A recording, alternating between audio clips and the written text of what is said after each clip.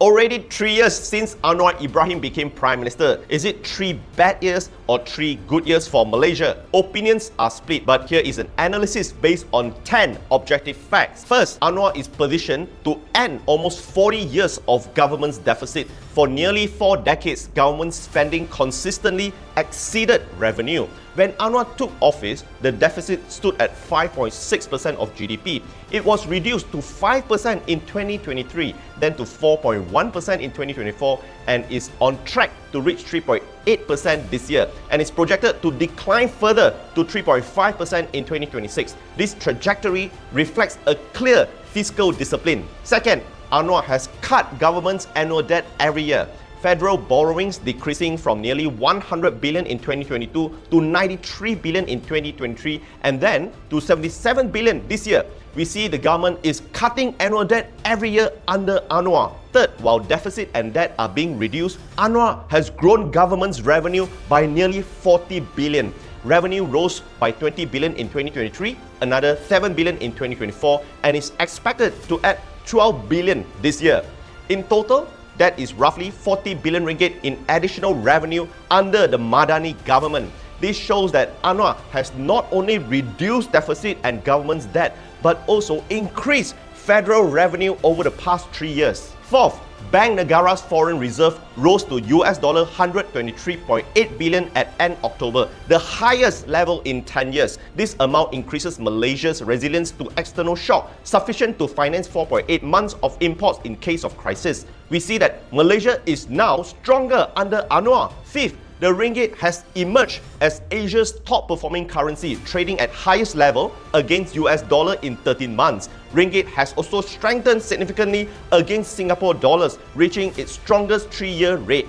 It is projected that by 2026, ringgit will value below 4 ringgit per US dollar, and after years of decline, finally the ringgit has been gaining ground and showing better performance under Anwar. 6. Malaysia's unemployment rate fell to 3.1% in April this year, the lowest in 10 years, and dropped further to 3% in September. The job market is projected to stay strong next year. While it does not entirely solve job mismatch or underemployment, it shows that more Malaysians are securing stable salary work under Anwar compared to previous administration. 7. Malaysians are earning more. Median household income grew by 5.1% in 2024, while average disposable income rose by 3.2%. The minimum wage has been raised to 1,700 ringgit, injecting an estimated 10 billion ringgit into workers' wallet nationwide. And Penang recorded the highest income growth rate at 6.4%. In other words, Malaysians are now enjoying higher salary and more spending power. 8. Malaysians are now benefiting from lower petrol prices and lower interest rates. The Budi 95 reform has reduced the cost of RON 95 petrol, while the cut in the overnight policy rate OPR to 2.75% has lowered monthly repayments. We see that Malaysians are now enjoying higher salary with lower petrol price, lower housing installment, lower vehicle loan, personal loan and business loan. Under Anwar, households and companies alike have more cash left each month. Inflation in 2022, before Anwar took office, stood at 3.3%. After he became PM, it fell to 2.5% in 2023 and 1.8% in 2024. By October this year, inflation is further to 1.3%, lower than initial forecasts. We also see this reflected in higher consumer spending. Beyond long queues at restaurants, Malaysians even line up overnight to buy the latest iPhone.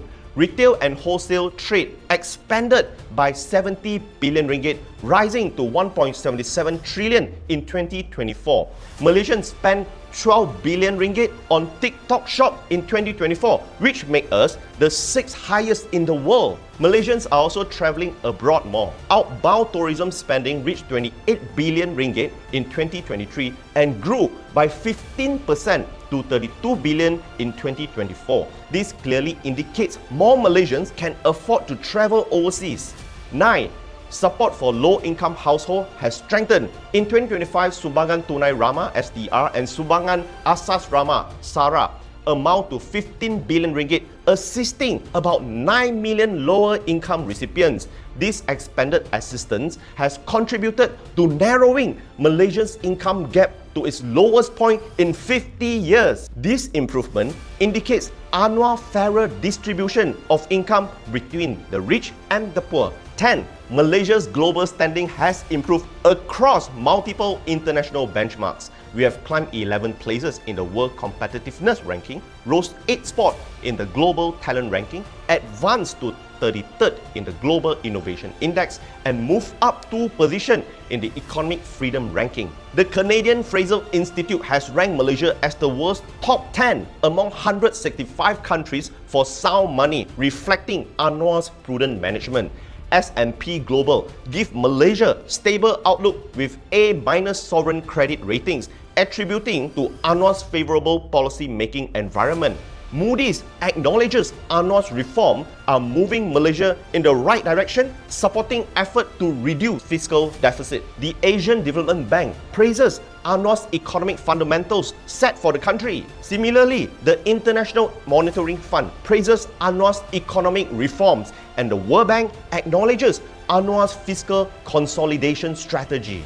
In terms of investment and trade, Malaysia achieved record-breaking figures in 2024. Approved investments reached 378.5 billion, our highest ever. At the same time, total trade surged 2.9 trillion, also the highest on record. It is clear that in the 3 years since Anwar became Prime Minister, Malaysia recorded lower deficits, lower debt levels, higher government revenue, stronger foreign reserve, stronger ringgit, rising employment, higher incomes, greater spending power, and a narrower income gap. And these gains are further supported by positive evaluations from international organizations such as S&P, Moody's, ADB, IMF, and World Bank. Here are the 10 objective facts we can see over the past 3 years. It is evident that Malaysia has moved decisively out of the shadow of past financial scandal such as 1MDB and the long period of chronic mismanagement. In many ways, the nation now looks divided into 2 distinct eras: the pre-Anwar Malaysia, marked by scandal, instability, and weak governance, and the Anwar-led Malaysia characterized by stronger fundamentals, improving indicators, and far more promising outlook. Let us continue building Malaysia together.